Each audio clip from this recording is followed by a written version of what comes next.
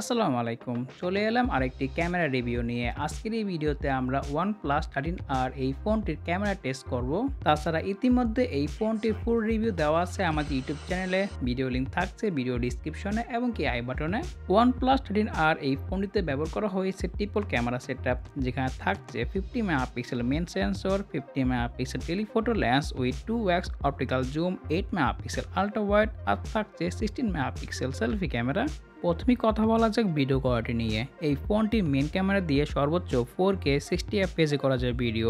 তাছাড়া 1080p-তে 30, 60, 120 fps, 240 fps স্লো-মো video, যেখানে আপনারা পেয়ে যাবেন EIS এবং কি OIS। আর এই মুহূর্তে আমি 4K 60 fps এ ভিডিও রেকর্ড করতেছি। সো আপনারা কমেন্ট করে জানান এই ফোনটির ভিডিও কোয়ালিটি আপনাদের কাছে কেমন লেগেছে। এখন কথা বলা যাক এই ফোনটির পিকচার কোয়ালিটি নিয়ে।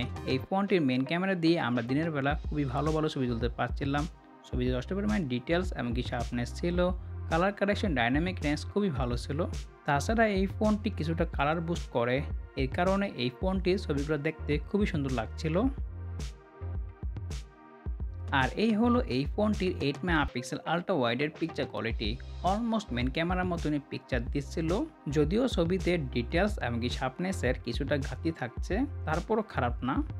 পোর্ট্রেট মোডে আমরা এখানে দুইটি অপশন পাবো, 1x এবং কি 2x।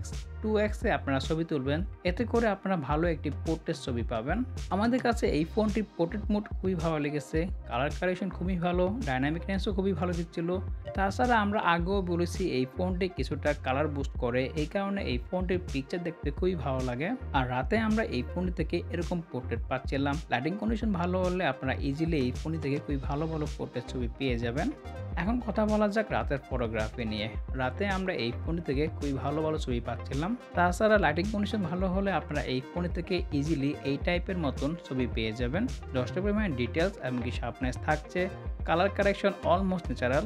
ওভারঅল বলতে গেলে আমাদের কাছে এই ফোনটির পিকচার কোয়ালিটি মোটামুটি ভালোই লেগেছে, খারাপ না।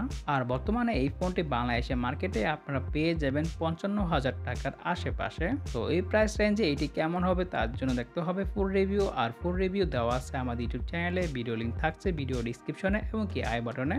সো আজকের এই ভিডিওটি এ পর্যন্তই। পরবর্তী কোন ফোনের ভিডিও বা রিভিউ চান তা জানাতে পারেন কমেন্টে। আর আজকের জন্য আমি বিদায় নিচ্ছি। আমি শাহাদ হোসেন সজীব, শাহাদ স্টিক দাউদ থেকে। আল্লাহ হাফেজ।